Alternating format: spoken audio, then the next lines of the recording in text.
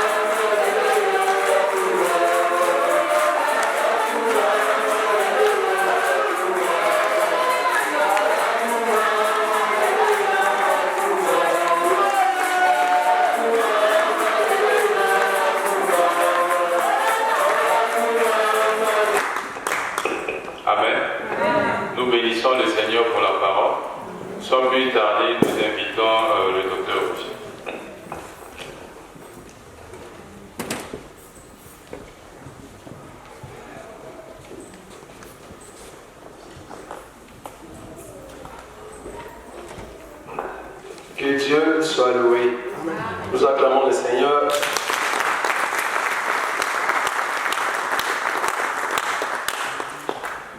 C'est un privilège pour moi encore de me tenir devant vous et de présenter cet évangile. Un évangile puissant et un évangile qui change de vie. Quand un baobab parle, il prend toutes les Écritures.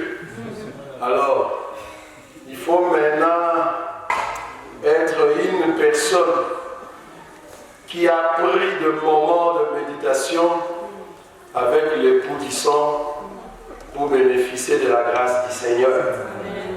Nous allons ouvrir nos Bibles. Nous sommes dans le livre de Hébreux chapitre 9. Hébreux chapitre 9.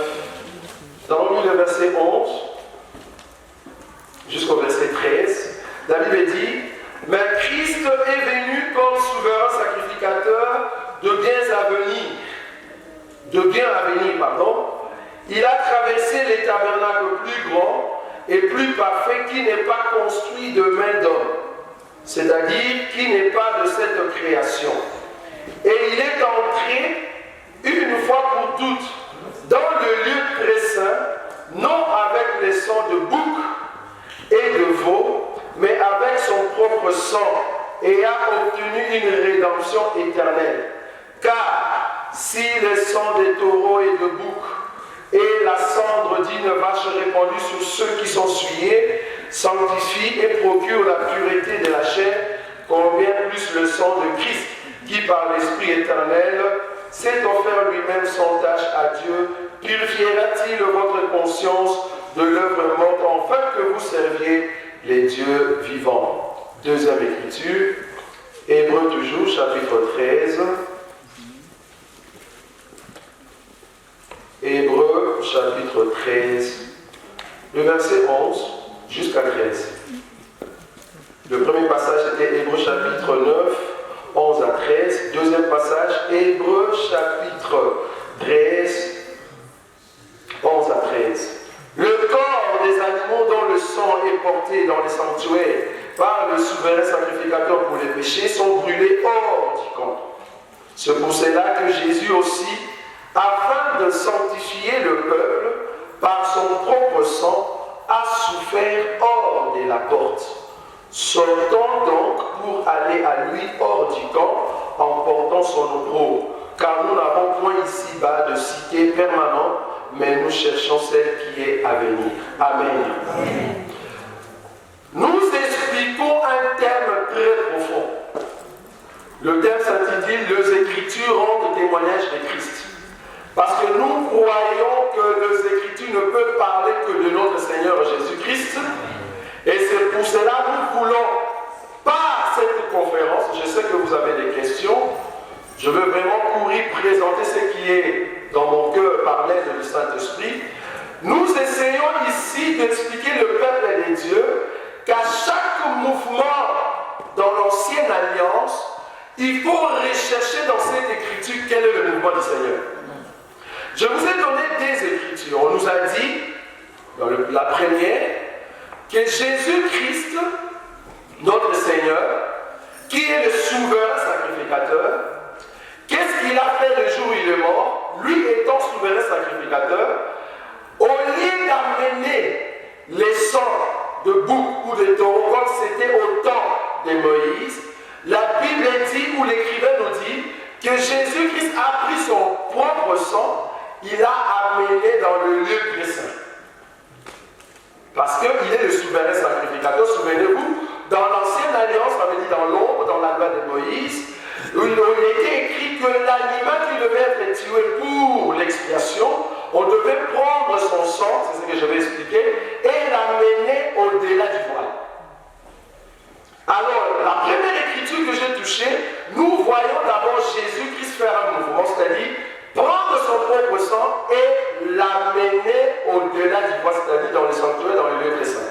Mais la deuxième écriture nous dit encore que Jésus-Christ est mort en dehors du camp et que le peuple que nous sommes, nous devons aller en dehors du camp pour porter son opprobre. Il y a deux mouvements. Donc il y a un mouvement qui explique l'entrée du Seigneur dans le lieu très saint avec du sang, son propre sang. Et il y a un autre mouvement du Seigneur, mais qui part en dehors du camp. Et on dit la partie du Seigneur qui est en dehors du camp porte l'opprobre. Vous avez vu ça, non? Et que la partie qui entre dans le lieu très saint, c'est ça qui va amener en fait l'expiation. Maintenant, je veux prendre ce mouvement parce que nous sommes en train d'expliquer les Écritures qui rendent témoignage de Christ. Maintenant, pour rendre témoignage de cette Écriture, il faut maintenant rechercher dans l'ancienne alliance les Écritures qui expliquent ces mouvements. Le mouvement du Seigneur qui va prendre le sang et l'amener dans le lieu très saint, c'est-à-dire entrer dans un tabernacle qui n'est pas fait de main, c'est-à-dire dans le ciel. Il a amené son propre sang dans le ciel auprès du Père. Mais il y a encore un autre mouvement, c'est-à-dire il est en dehors du camp mais portant l'opprobre. Et Paul nous dit, ou la personne qui a écrit Hébreu, nous devons aller maintenant là où se trouve la partie de Jésus qui porte l'opprobre. Est-ce que vous comprenez les deux mouvements? Maintenant, parce que nous expliquons les Écritures rendent le témoignage de Christ, je veux maintenant entrer dans la loi. Je commence la première écriture, Lévitique chapitre 16. En fait, le thème que je veux toucher, je veux vous parler Jésus-Christ étant le bouc d'Azazel. Jésus est le bouc d'Azazel. Ça se trouve dans la Bible. Peut-être là, mais c'est quoi ça encore? Qu'est-ce qu'il veut nous dire? C'est pas ça, se trouve dans la Bible. Il faut lire la Bible. Jésus est le bouc d'Azazel. Nous sommes ici, Lévitique chapitre 16. Les Écritures rendent témoignage de Christ. Les Écritures rendent témoignage de Christ. Lévitique chapitre 16, je vais sauter de verset. Alors, je prends le verset 2. L'Éternel dit à Moïse, parle à ton frère Aaron, afin qu'il n'entre pas en tout temps dans le sanctuaire, au-dedans du voile, devant le propitiatoire qui est sur l'arche, de peur qu'il ne meure. Car j'apparaîtrai dans la nuée sur les propitiatoires. Voici de quelle manière Aaron entrera dans le sanctuaire. Il prendra un jeune taureau pour le sacrifice d'expiation et un bélier pour l'holocauste. Il se revêtira de la tunique sacrée de lin et portera sur son corps des caleçons de lin. Il se ceindra d'une ceinture de lin et il se couvrira la tête d'une tiare de lin. Ce sont le vêtement sacré dont il se revêtira après avoir lavé son corps dans l'eau. Ce n'est pas mon enseignement, je commence à partir du verset 5. Il recevra de l'assemblée des enfants d'Israël 2 boucs. Je vais qu'on souligne ces mots, 2 boucs. Pour les sacrifices d'expiation et un bélier taureau expiatoire et il fera l'expiation pour lui et pour sa maison. Il prendra les deux boucs et il le placera devant l'Éternel à l'entrée de la tente d'assignation. Aaron jettera les sorts sur les deux boucs. Un sort pour l'Éternel et un sort pour Azazel. Vous avez vu ça? Aaron fera approcher le bouc sur lequel est tombé le sort pour l'Éternel et il offrira un sacrifice d'expiation. Et le bouc sur lequel est tombé le sort pour Azazel sera placé vivant devant l'Éternel, afin qu'il serve à faire l'expiation et qu'il soit lâché dans les déserts pour Azazel. Vous avez vu ça? Verset 20. Je saute. Le verset 20. Lorsqu'il aura achevé de faire l'expiation, c'est-à-dire lorsqu'il va tuer le premier bouc et que son sang est amené au-delà du voile, il va maintenant prendre le deuxième bouc. Lorsqu'il aura achevé de faire l'expiation pour le sanctuaire, pour la tente d'assignation et pour l'autel, il fera approcher le bouc vivant. Aaron posera ses deux mains sur la tête du bouc vivant et il confessera sur lui toutes les iniquités des enfants d'Israël et toutes les transgressions par lesquelles ils ont péché. Il le mettra sur la tête du bouc, puis il le chassera dans les déserts à l'aide d'un homme qui aura cette charge. Le bouc d'Azazel du temps de Moïse, c'était un bouc qui devait porter le péché, qui devait porter l'opprobre. Dieu a dit à Moïse, dit à Aaron de demander deux boucs. Le premier, on va l'égorger. Son sang sera amené dans les sanctuaires. Son sang sera amené dans le lieu très saint. Mais c'est pendant le deuxième bouc qu'on ne va pas le tuer. On va poser le main dessus, de sorte que le péché, l'opprobre, la honte, les crachats, le fouet, vous comprenez là où je suis, le fouet tombe sur ce bouc. Et ce bouc ne peut pas rester dans les camps. C'est bouc qui peut les chasser. Pourquoi? Parce que le bouc d'Azazel représente l'opprobre. Israël ne peut pas vivre avec ce bouc. Il faut envoyer ce bouc dans une terre désolée. Dans une terre qui n'a pas de l'eau. En Égypte. Il faut l'envoyer là-bas et une personne va l'accompagner. Je vous épargne de cette personne. Ce bouc, en partant dans une terre désolée, il amène avec lui l'opprobre du peuple, les injures, le blasphème. Pourquoi? Parce qu'en réalité, ce bouc a reçu de coups et des injures. La Bible dit Aaron va le chasser. Le mot c'est chasser. Or, quand nous parlons d'Aaron, nous voyons les sacerdoces mosaïques. Les sacerdoces mosaïques qui va prendre ce bouc, je commence à enseigner, qui va prendre ce bouc, non pas la première année, non pas la deuxième année. Pourquoi? Parce qu'il devait prêcher pendant 3 ans. Et qu'après la 3e année, ils avaient maintenant le pouvoir de prendre ce bouc et de les tuer en dehors du camp. C'est ce qu'on a lu dans l'Hébreu. On va les tuer en dehors du camp pour que ceux qui sont en dehors du camp profitent de ce bouc-là. Mais la maison, ils ont insulté ce bouc, ils ont jeté du crachat, ils ont jeté le pauvre sur ce bouc. C'est pourquoi ce bouc ne peut pas rester à la maison.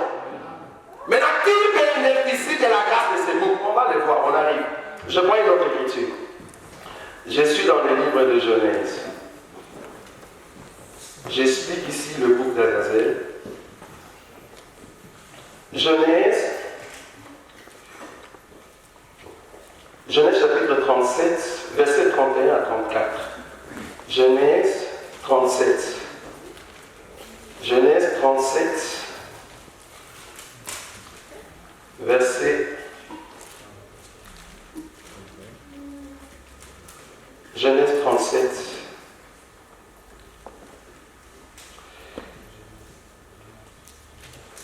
Je suis le verset 26. Ici, c'est l'histoire de Joseph.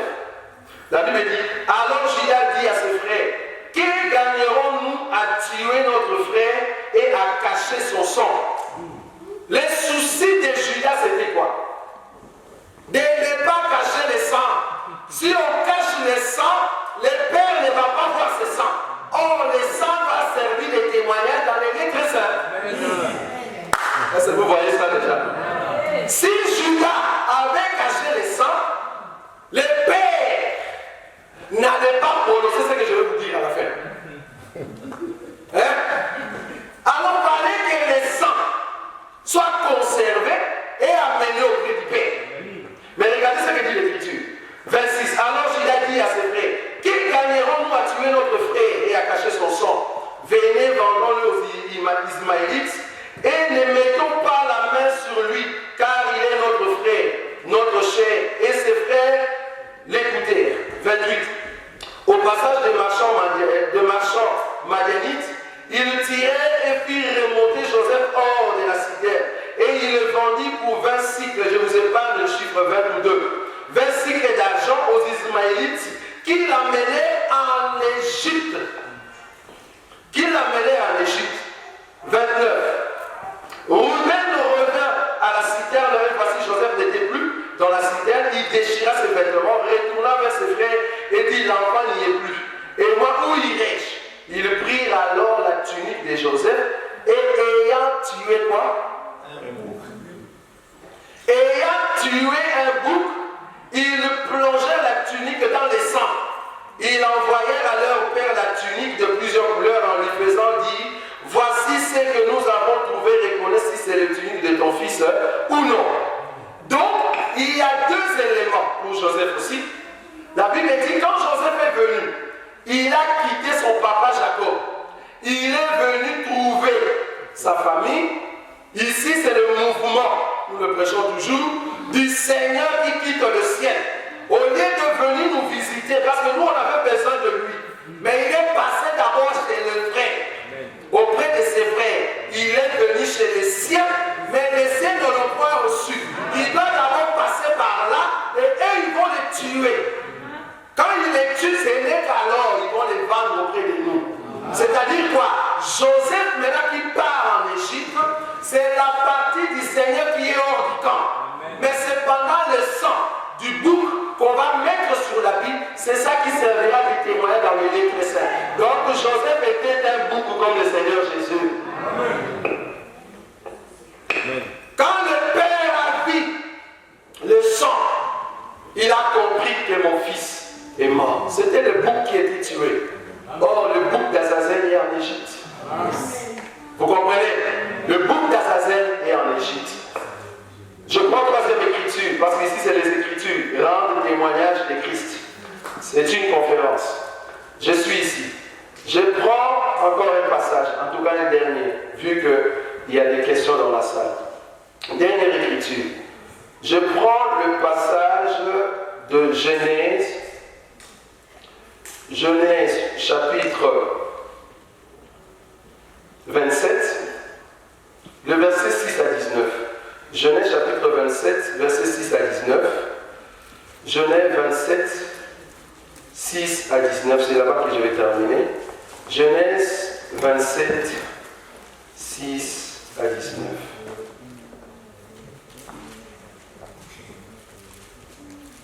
La Bible dit ceci, pour gagner du temps. Genèse chapitre 27, je lis rapidement, je vais sauter des Écritures. Genèse chapitre 27, je lis rapidement le verset 3 d'abord, je commence là-bas. Ou 2. Isaac dit, voici donc je suis vieux, je ne connais pas le jour de ma mort. Maintenant donc je te prie, prends des armes, ton carquois et ton arc, va dans les champs et chasse-moi du gibier, fais-moi un nœud comme j'aime et apporte-le-moi à manger afin que mon âme te bénisse avant que je meure. Rebecca écoutait ce qu'Isaac disait à Ésaü, son fils, et Ésaü s'en alla dans les champs pour chasser du gibier et pour le rapporter. Puis Rebecca dit à Jacob, son fils, voici j'ai entendu ton père qui parlait ainsi à Isaïe ton frère. Apporte-moi du gibier et fais-moi un nœud que je mange et je te bénirai devant l'Éternel avant ma mort. 8. Maintenant mon fils, écoute ma voix à l'égard de ce que je te commande. Va me prendre au troupeau 2 bons chevaux, j'en ferai pour ton père un nœud comme il aime. Ici, nous voyons l'histoire de Rebecca. Rebecca qui écoutait la conversation du père avec Ésaü. La conversation, c'était quoi? C'était Ésaü va chasser, amène-moi des gibiers et je veux manger, je veux te bénir. La Bible dit que quand Ésaü est parti, il est parti dans les champs. Je t'explique déjà que les champs, c'est une femme. Il est parti dans les champs, c'est-à-dire il est sorti de la maison, c'est-à-dire il a quitté la présence du Père, c'est-à-dire il a quitté le lieu très saint. Alors Rebecca qui voit ce mouvement, qu'est-ce qu'elle a fait? Il a dit à son fils maintenant Jacob, va prendre 2 chevaux. Je vous rappelle que chèvres, chevaux, boucs, ce sont des animaux expiatoires. Amen. C'est-à-dire c'est la même chose. Maintenant quand Rebecca va prendre les 2, qu'est-ce qu'elle fait? Elle va faire un meuble, c'est-à-dire la nourriture, selon le goût du père. Mais elle prend aussi les habits du premier-né. Il va mettre sur Jacob. Et qu'est-ce que Jacob va dire? C'est bien les habits. Mais Jacob va dire ceci. Mais mon frère est velu. Moi, je n'ai pas de poids. Donc, pour recevoir la bénédiction auprès du Père, il faut avoir le manteau du premier-né. Si je n'ai pas le manteau du premier-né, quand le Père va me toucher, il y aura la malédiction. Donc, il me faut le poids. C'est alors que Rebecca va prendre la peau. Il va mettre sur Jacob. Et la Bible dit, quand Jacob est venu, il a dit, Père, prépare-toi de manger, c'est moi ton fils aîné. Ésaü. Il n'a pas dit c'est moi ton fils Jacob. Non. Il a dit c'est moi ton fils Ésaü. Je vous rappelle que j'explique le bouc d'Azazel. Au fait, les Jacob qui se présente devant le Père avec la nourriture, alors qu'on vient de tuer un animal, c'est en fait le bouc qui a été destiné à l'Éternel dans le lieu très saint. Et Ésaü qui est parti dans les champs, c'est le pauvre, parce que quand il revenait, on doit le maudire, frère. Voilà. On va les maudire. Donc Ésaü qui était parti dans les champs, en fait il était parti chercher un rocher pour les lui. Voilà. Est-ce que vous avez vu ça? Donc Ésaü est parti dans un champ avec toute la malédiction sans le savoir. Mais voilà maintenant dans les champs, c'était pour chercher les animaux. Vous voyez? Donc là, Ésaü qui part dans les champs, c'est ça le bouc d'Azazel qui vient nous visiter. Aujourd'hui, nous sommes au temps de bouc d'Azazel. J'explique encore une autre écriture rapidement. La Bible dit ceci. Israël, quand tu vas percevoir la dîme, un enseignement que beaucoup n'aiment pas. Quand tu vas percevoir la dîme, la première année, la dîme sera mangée à la maison, frère. Sera mangée en Jérusalem. C'est-à-dire que le Père doit témoigner de ta dîme. Mais la 3e année, ne laisse pas la dîme dans la maison. Chasse-le. Il faut chasser la dîme de la 3e année. Qui va manger cette dîme? Ça sera le pauvre, le veuve, les orphelins, les lévites. Donc le bouc d'Azazel est venu chez nous, les orphelins, le veuve et les étrangers et les lévites. Ne pense pas quand nous disons Dieu est le Père des orphelins, les maris de veuves. Là, tu penses à ta maman, maman n'a plus de mari. Tu as vraiment de lire les Écritures, frère. Romains chapitre 7, à partir du verset 1 jusqu'en bas. Une femme est liée à son mari, étant donné que le mari est vivant. Mais si le mari revient à mourir, la femme est libre, frère. Donc, cette femme est devenue veuve. Or, nous avions avant un homme qui dirigeait notre vie, qui est le péché, qui est la loi, qui était Adam. Cet homme doit mourir, frère, pour que nous devenions veuves, afin que Jésus puisse nous épouser. Parce que Jésus n'épouse pas une femme mariée, frère. Jésus épouse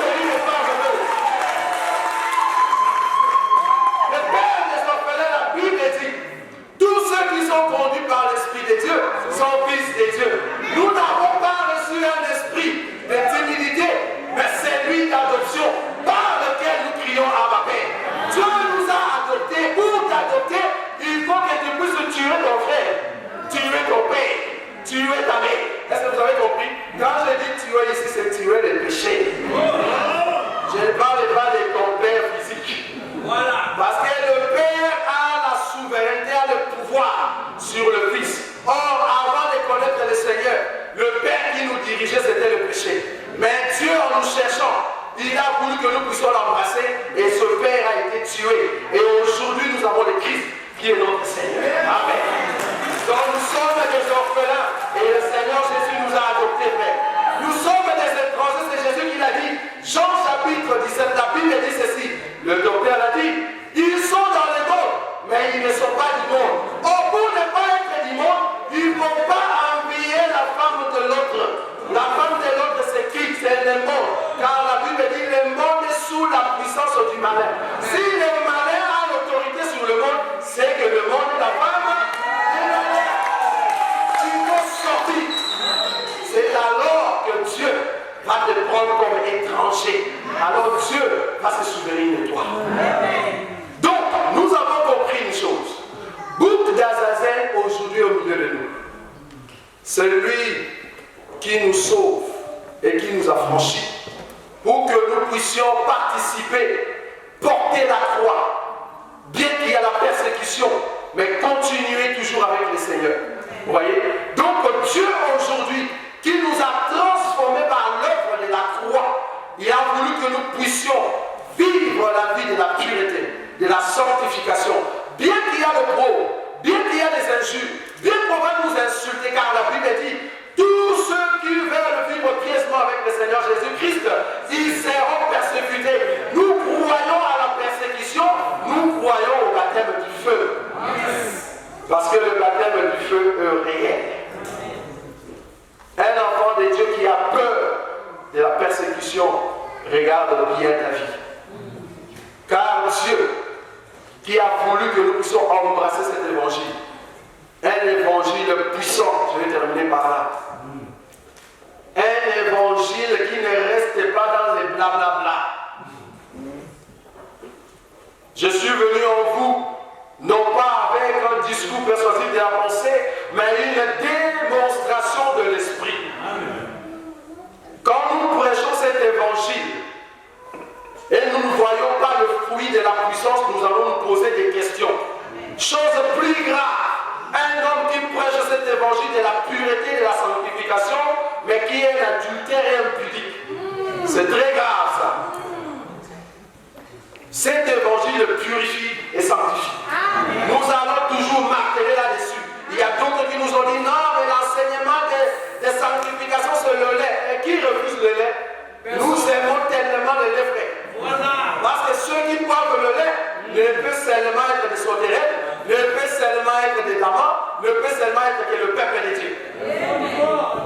Amen. Parce que nous mangeons ces choses pour fortifier notre foi. Nous allons prêcher sur la sanctification et sur la puissance de la parole de Jésus-Christ. Amen. Le groupe d'Azazel est au milieu de nous et c'est lui qui nous prépare pour aller en enlèvement. Que Dieu nous bénisse.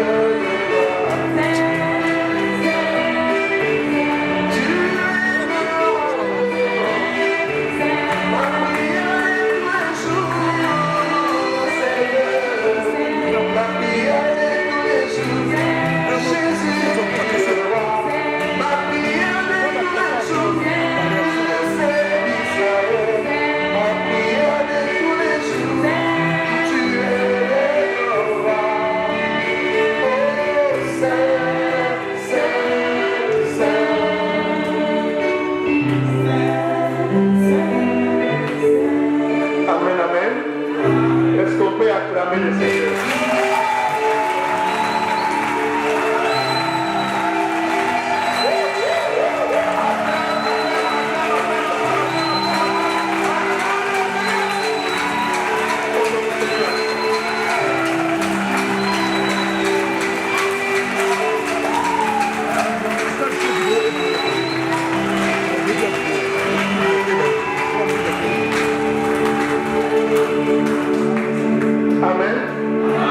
Amen.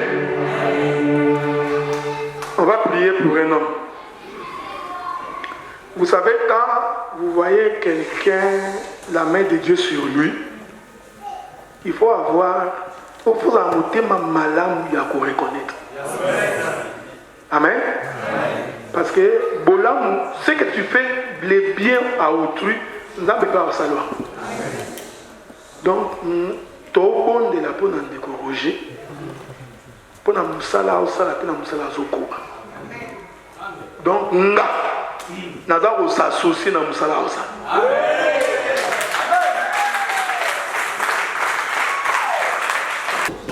Amen. Nandi tout ça,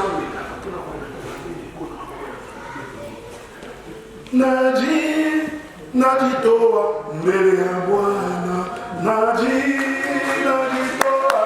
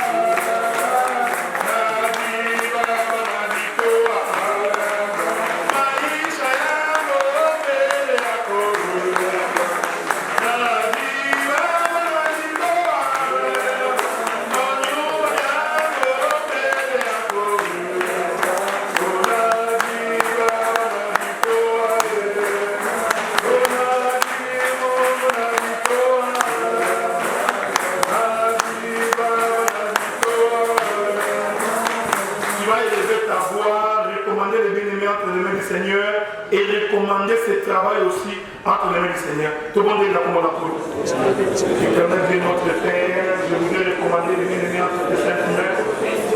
Toi qui as vu le travail qu'il a accompli au milieu de nous, et toi qui as vu comment il s'est dépensé à cause de ton œuvre de gloire, et tu as attesté par la parole et par ici et par des prodiges. Nous voulons donc saisir l'opportunité qui nous est offerte aujourd'hui, Éternel Dieu, pour recommander ton serviteur entre tes saintes mains, recommander aussi le travail qu'il est en train d'accomplir entre tes saintes mains. Laisse que ta gloire qui surpasse toute intelligence, ta gloire qui est au-delà de toute chose, ô Dieu de gloire et de puissance, puisse marcher avec les aînés. Nous te sanctifions, nous te disons Seigneur, protège-les, sa famille, ses enfants, afin qu'ils soient constamment dans ta présence, Seigneur. Inspire-les davantage dans tes écritures, éloigne de lui tout esprit de l'esprit, tout esprit de division, Seigneur. Donne-lui la connaissance et la crainte de ta parole, parce que tu es le véritable Dieu, afin que ton nom soit exalté et que ton nom soit magnifié. Oh Dieu, que nous sommes en train de lever ton nom et que nous sommes en train de te magnifier par Jésus-Christ, notre Seigneur et notre Sauveur. Nous avons ainsi prié. Amen. Amen.